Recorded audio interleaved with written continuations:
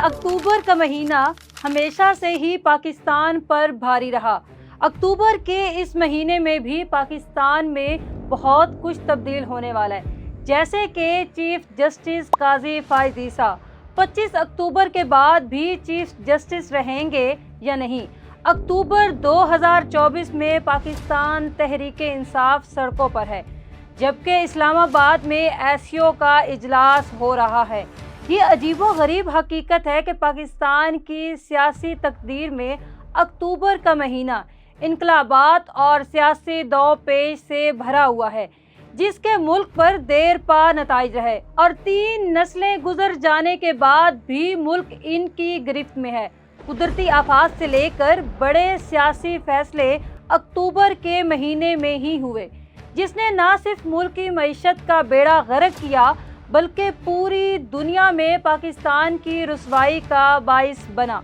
अब सवाल ये है कि अक्टूबर के महीने में पाकिस्तान की तारीख में क्या क्या हो चुका है।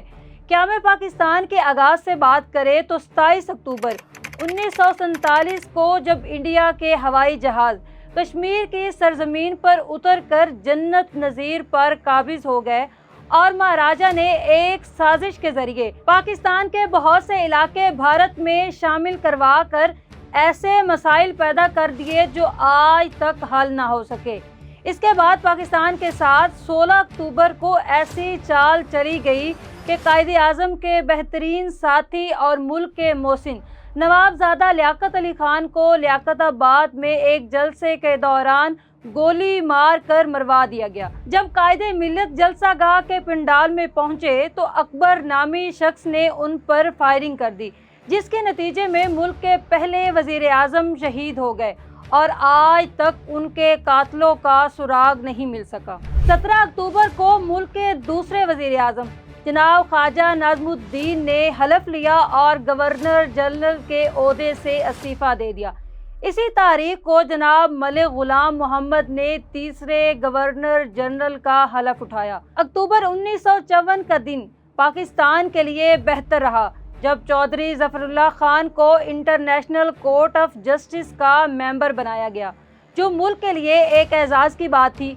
मगर इसी माह 24 अक्टूबर 1954 को पाकिस्तान में एक ऐसा सान्या हुआ जिसका खुमियाजा पाकिस्तान आज तक भुगत रहा है, यानी मुल्क की जमहूरियत पर पहली कारी ज़रब लगाई गई। मलिक गुलाम मोहम्मद ने 58(2)B का इस्तेमाल करते हुए मोहम्मद अली बोगरा की हुकूमत को ख़त्म कर दिया और असम्बलियाँ तहलील कर दी। अगले वर्ष यानी 1955 में गुलाम मोहम्मद ने अपनी सेहत की खराबी के बाइस अक्टूबर में इस्तीफ़ा दे दिया और 6 अक्टूबर को इनका इस्तीफ़ा मंजूर हो गया, जिसके नतीजे में सिकंदर मिर्ज़ा ने गवर्नर जनरल की नशिस्त पर कब्जा करके मज़ीद मुल्क में साजिशों का एक ऐसा जाल बिछाया जिससे मुल्क मज़ीद कमज़ोर होता चला गया। 1 अक्टूबर 1956 को पाकिस्तान की कौमी असम्बली में इलेक्शन के हवाले से एक बिल पेश किया गया, जिसमें मशरकी और मगरबी पाकिस्तान में इलेक्शन का तज़किरा किया गया। मगर अफसोस कि इसकी नौबत ही ना आई। 18 अक्टूबर 1957 को हुसैन शहीद सोहरवर्दी से इस्तीफ़ा लिया गया और 18 अक्टूबर को इब्राहिम इस्माइल को मुल्क का वज़ीर आज़म बना दिया गया। कुदरतुल्लाह शहाब का शहाबनामा और अयूब खान की किताब फ्रेंड्स नॉट मास्टर में मुल्क में पहले मार्शल लॉ का तज़किरा किया गया और मुल्क में मार्शल लॉ क्यों लगाया गया। 7 अक्टूबर 1958 को गवर्नर जनरल सिकंदर मिर्ज़ा ने मुल्क में पहला मार्शल लॉ यानी फौजी हुकूमत पाकिस्तान में कायम करके असम्बलियाँ तहलील कर दी और मलिक फिरोज खान नून को घर भेज दिया गया। सिकंदर मिर्ज़ा ने जो चालें सियासतदानों पर चलाई थी, वही चालें बाद में अयूब खान ने भी चलाई। अभी मार्शल लॉ लगे मुल्क में 20 दिन ही हुए थे कि 27 अक्टूबर 1958 की रात सिकंदर मिर्ज़ा को इस्तीफ़ा देने पर मजबूर किया गया। अगले साल यानी 26 अक्टूबर 1959 को मुल्क में जमहूरियत के मुकाबले पर फौजी पॉलिसियाँ मुतारिफ करवाई गईं। 24 अक्टूबर 1964 को मुल्क के दूसरे वज़ीर आज़म जनाब ख्वाजा नाज़मुद्दीन ढाका में इंतकाल कर गए। 28 अक्टूबर 1972 को मुल्क में एक और अच्छा दिन आया जब जुल्फ़िकार अली भुट्टो ने कराची में न्यूक्लियर पावर प्लांट का इफ्तिताह किया।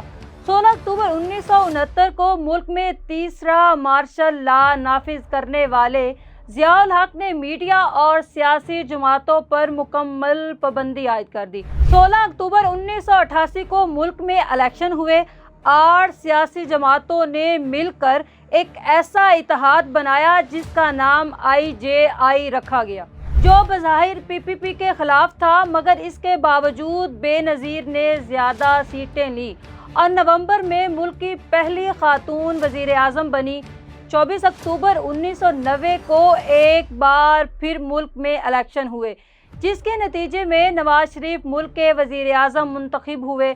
6 अक्टूबर 1993 को मुल्क में एक बार फिर इलेक्शन का इनेकाद किया गया और बेनज़ीर भुट्टो ने 86 नशिस्तें लेकर फिर से 19 अक्टूबर को मुल्क की दूसरी बार वज़ीर आज़म बन गई। नाज़रीन, फिर वक्त आया 12 अक्टूबर 1999 का, जब जनरल परवेज़ मुशर्रफ ने मुल्क में चौथा मार्शल लॉ लगाया और नवाज शरीफ की हुकूमत का तख्ता उलट दिया। परवेज़ मुशर्रफ ने अपनी सरबराही में अक्टूबर 2002 में इलेक्शन करवाए और मुस्लिम लीग काफ को जितवाया गया।